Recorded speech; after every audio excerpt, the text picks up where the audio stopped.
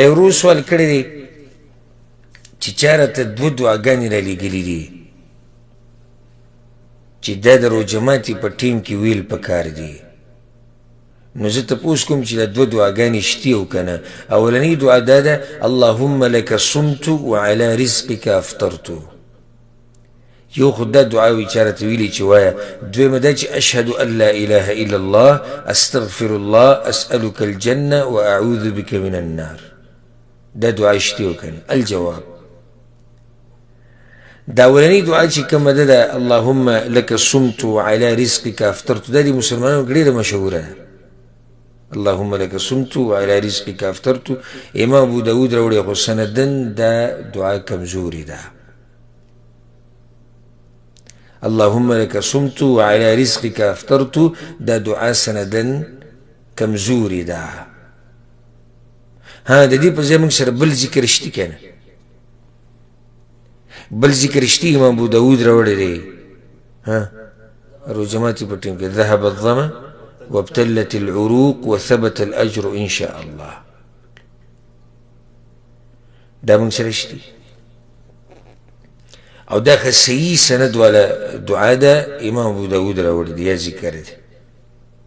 بلکې موږ دې ورور ته دا وایو چې وی د روژه ماتي په ټیم کې کومه دعا چې کومه دعا دې خوښه یې کوه. که مسنون وی نو مسنون خو دقه ذکر دی ذهب الظما وابتلت العروق وثبت الاجر ان شاء الله. بس دا دویم ذکر چې د ذکر کړی دی اشهد ان لا اله الا الله استغفر الله اسألک، دا خو موږ ته پته هم نه چې کوم ځای کې ده. نو دا هم هسې بې سنده خبره ښکاري. بس دقه مشهور ذکر به ووایې او نور چې د کومه دعا خوښه یې هغه وایه. حدیث کی در ازی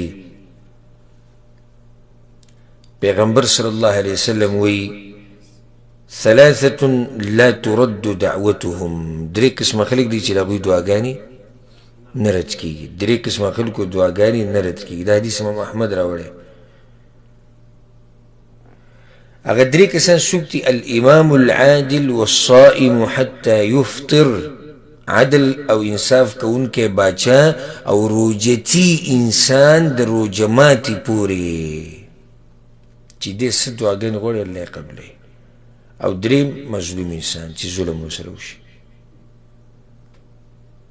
نو هر قسمه دعا چې کې هغه کولی شي ټوله ورځ. ګورئ دلته بله خبره به ذکر کړو. بعضو خلکو د دعا صرف د روژه ماتي سره تړلې ده. بس چې روژه ماتي ټیم شي بس دی به دعاګانې، نور دعاګانې نه غواړي. نه، د روژتي انسان دعا قبلي دی چې روژه ونیسي د سحر نه او د نور ډوبېدو پورې دعاګانې د غواړي که نه. بیا که روژه ماتي ټیم کې ورسره غواړي نو ځکه چې بعضو روایتونو کې راغلي چې روژه ماتي ټیم کې او بعضو علماو دا حکمت ذکر کړی دی وایي دغه ټیم کې انسان کې عاجزي ډېرې او د ډوډۍ ته محتاج او الله ته هغه محتاجي او فقر هغه ښکاره کړی. نو صرف د دعاګانې د دې ماښام پورې او روژه ماتي پورې مه خاص کوئ، بلکې هر وخت د الله نه دعاګانې غواړئ. روژه ماتي ټیم کې وغواړه، مازدیګر کې وغواړه، ماسپښین کې، سحر، هر ټیم چې ته میلاویږي د دعاګانې الله نه رد کوي. والله اعلم.